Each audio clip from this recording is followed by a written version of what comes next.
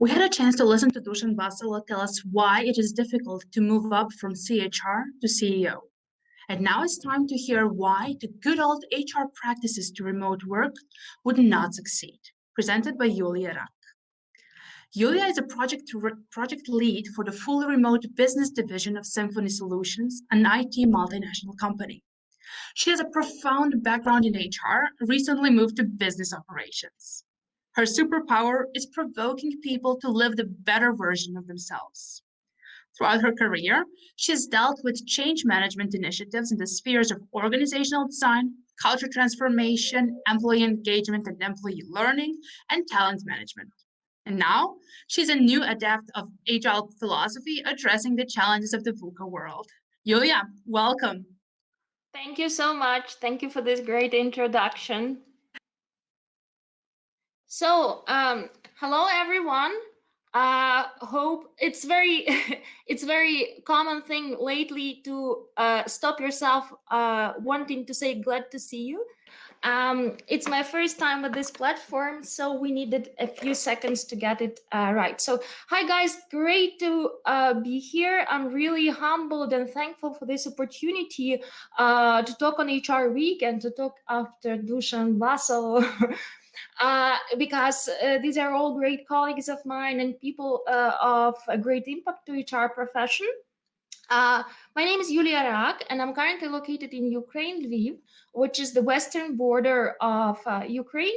And I work as a project lead for the division of the Symphony Solutions, which is called Symphony Anywhere. And we're basically the part of the business which is operating fully remote, never going to come back to office. We employ people like remotely in distant locations, and we build processes in order for those people to continue productive operations remotely, even after the offices are back to work. I'm on position for 3 months, so it's a very recent role for me, and that's why it is a big like surprise, and I'm really humbled to be on the C-suite because I'm very recent in C-suite. My previous career has been in HR. I've always been in the talent management function of the HR.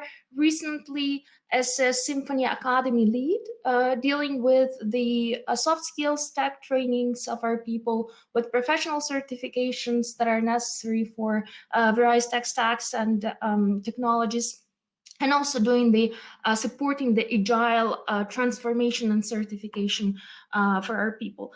So I think I have a bit of a unique perspective on work from home time, because as stressful as it has been to me, as I think to anyone, Corona has also been a chance for me full of opportunities. Because frankly talking, if there has been no work from home, I wouldn't have a chance to be the project lead for Symphony Anywhere. So today I would like to share with you a few of the insights and observations that I have that I think can be useful for HR, and that I think have never been happening to me as HR before. And these observations are, I think the biggest things that my business needs are these 3 things. First is turning the anxieties that are on every step of our work, turning some of them into the curiosity opportunities. And I'll talk a bit more about that. Then I'll talk about learning on the go, which happens to me all the time these days.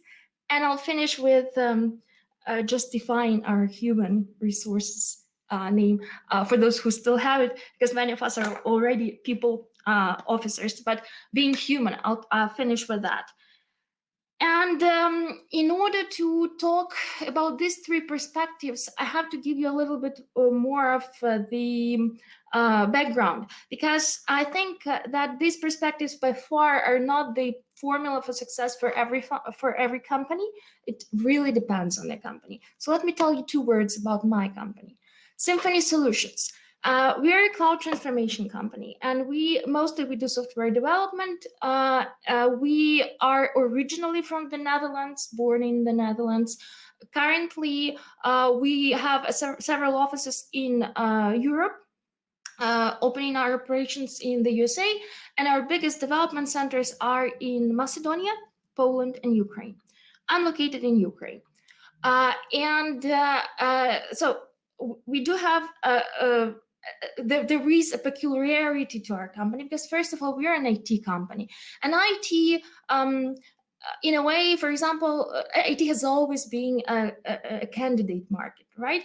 And for us as a company, the biggest challenge is to get the proper talent and to retain the talent. And it is the major challenge for us still, which I don't think is the challenge for many companies, but nowadays. But for us, it is. And for us, when we went into this corona corona-driven work from home mode, some of the teams have been trying to work remotely from time to time, but not all the time. And when we all shifted home, it was like end of February. Since then, I never came back to office, as many of my colleagues.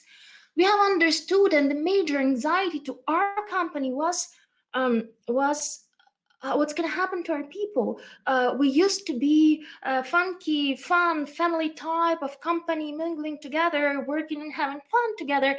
And let me show you, that's our office, and that's our employees. And at this some moment of time, suddenly we had to work from home, and the difference of working for Symphony Solutions, there was no difference. Like in a sense, like what's the difference of working for freelance.com and Symphony? No, you work from home, you do your job, you cooperate with your close colleagues, you don't care for everything rest. So it has been a huge source of anxiety for our management, because alongside with other like sources of anxiety, because I think the anxiety was all over the place. But for us, these guys have been left at home, and the sense of company had to be reinvented. And what we started doing, and I have seen a big demand on that, which actually, I think at that time I was the head of academy, and I have seen a lot of anxiety from my colleagues, from my team, from my girls coming. In a way, they were thinking, what's going to happen to my projects? What's going to happen to this initiative? And then what's going to happen to my workplace? Am I going to be needed? All of these things are changing. It is so much different. So it was like really anxious period of time. And many of the anxieties we cannot change, but some of the anxieties we can. If we shift it from the question, oh, it is so bad, it is so terrible, like our people are left alone in the office, if we shift it to the mindset, what if we could bring office home? And when you have that mindset, you actually can generate ideas to solve the problems. Like, I think for us, as for many companies, we started sharing the branded materials with our teams, the branded workplace with the teams. We started initiating a number of talks when people started having some conversation on the company level and keeping up that spirit that used to exist in the real office. We started online clubs of different sports. This last picture is our chief marketing officer stuck somewhere in Asia doing yoga classes online. So we started doing this what if, and that what if approach to addressing anxieties really was very well appreciated by the by the business. And then we started this business using this approach for similar for other problems, like the problem that people are actually all over the place now. Sometime around end of February, we went remote. Sometime around April, I was 800 kilometers far from my office. And I was working from that distance, and there were a number of people like that. So we said, okay, what if we could work from anywhere? That's how the idea of Symphony Anywhere was born and now implemented. The next problem that we have had was our office. We have been we are still proud of our office. It is like a droplet of Dutch uh, heritage in each of our locations. It is a very big investment, but also a very big uh, thing that took a lot of inspiration and great minds to do. And now this office is empty. So, and we saw that we do the regular work from home service. We saw that at the first, people actually were very productive working from home, but with time, especially the more creative teams that need creativity and collaboration, they reported that it's difficult to do these creativity things from home. So we understood that we do need offices, and we turned that problem again into an exploration process and said, what if we can combine the best from the office and from the home? And that's how we turned our offices into co-working spaces where people can book their time in that office when they have some creative problem to solve, and the other tasks, the other time, they can work from home. So I think when looking at what I would like to have, and I inspire and encourage our HR team to keep doing, is that we have to differentiate the anxieties we cannot address, because there are many. Like my mom is ill, my neighbor is ill. We cannot really paraphrase that. But there are a lot of anxieties, things that we are afraid of, that if we look at these things in a different perspective, we actually can become much more creative. And there is a huge role of HR in doing so. And why I think it never happened before? It never happened before to me, because in my one of my previous careers, I used to work with the company which had the Japanese office. And in that Japanese office, there were people who were dealing with employee stress and prevention of burnout and prevention of suicides and stuff. And I was thinking, like, gosh, I'm not ever going to work with the company, like with the office, which is doing that. And it's funny because now I think everyone who's in HR profession has to deal with the questions like that. And for us, the solution that really helped us was having this what if approach, turning anxieties into the sources of curiosity and research. So that was first insight that I've gained, that I think HR can help a lot. The other insight where I think there is a huge role of HR is about learning on the go. Because whatever your business is, I'm sure the operating environment has changed a lot. And I'm doing anywhere. And every day I get tons of questions that I don't have answer to. So I have to go to my IT team, to my HR team, to my finance team, and say, guys, find the answer. And find the answer now, because I have that guy now and he's having a problem. And you're not prepared. There's no process, procedure, or scenario written. And my IT guys recently, I was laughing hard, because they were very annoyed with me. They sent me this YouTube video. You can find it. It's called like Airplane Built in Air, where people like airplanes in air, and the engineers are building it on the go and really saying that they enjoyed working on this extreme low temperatures and this aptitude. And they were meaning, when they were saying, when IT was sending me that information, they were meaning to to ping me in a bad way. But actually, I think that exactly describes the way I work now. And that exactly describes how the chief operating officer in my company works now. And I think many of the business, majority of the businesses, that's how we work now. We build the airplane on the go.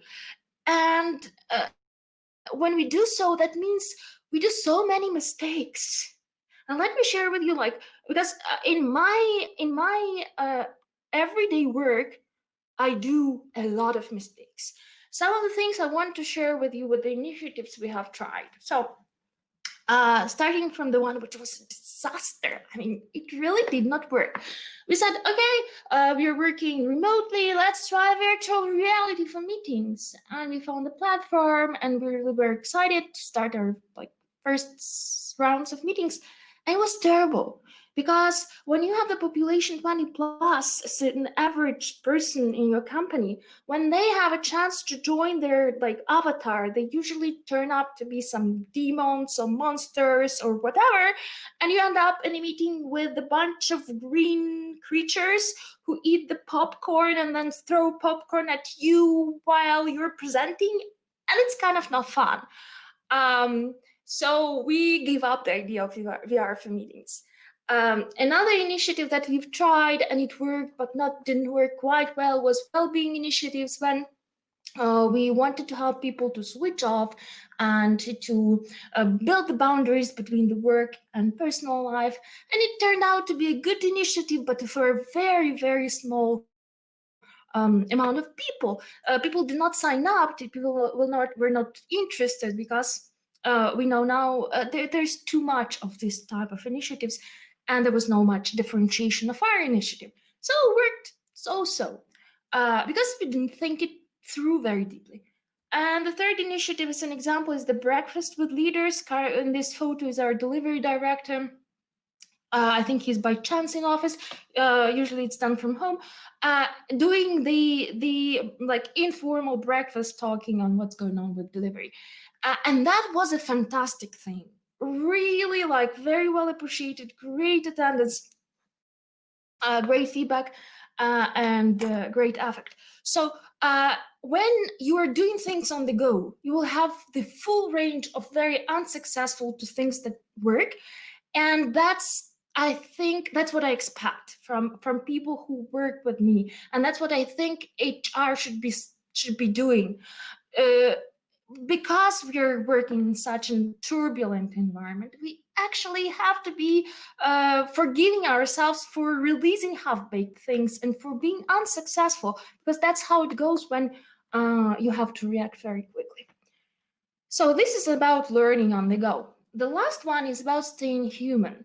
And I think that I'm sure like a lot has been said already in this event, even through these days, about staying human. And this is because this is crucial. And HR has a very big role to play in it. For me, there are three levels of HR impact that I want to see with my remote teams happening. The first level is the company level. And the company level is when we do something which helps the people to get together as a company, something that used to happen in our offices but does not happen anymore.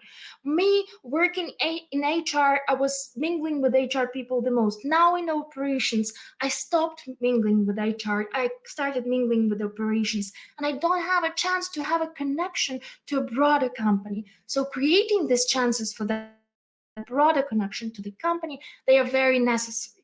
And for example, here, our initiative Don't Bring Pets to Office, where people were making pics with their pets. There were some people that have to come to office because of the security reasons, so some requirements on the project. They cannot do work from other place, so they brought pets to the office, and we made an event on that. Important thing to remember: these company-wide events have to be linked to what matters to your company.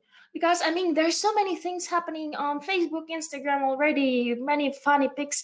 So if you follow that main trend, you will not be making an impact. So if you want to make an impact, do initiatives that connect your people to something which is about your company. Like here, for example, Symphony Solutions cares a lot for equal representation of women in tech professions, and we have this great umbrella initiative which is called She.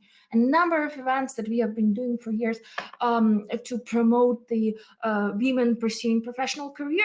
So under that umbrella, we have initiated a new project which is talks of our women, which where they share their ideas and insight and experience with keeping themselves mentally in tonus, physically in health, building resilience, self-care, and sharing with the community. So if it is important to your company, making an initiative company-wide on that. This is first level for being human. Second is, of course, going one level down And for us, it is working with managers, educating managers, helping people, working with people remotely, how to deal with the questions, both in terms of training, but we have found also in terms of self-help materials. We had to launch the Confluence space, so the database of knowledge, what the manager should be doing in case if. So what do I do if my colleague is having a conflict in a team? What do I do if my colleague drops? Because like if they're angry, they can drop and you cannot find them, right? So doing recommendations to managers for various types of situations, like what do I do if I have a newcomer remotely? There has to be one place where all the recommendations are gathered, and of course supporting some intrinsic, some spontaneous things that are happening in the teams, empowering managers to work with building the team.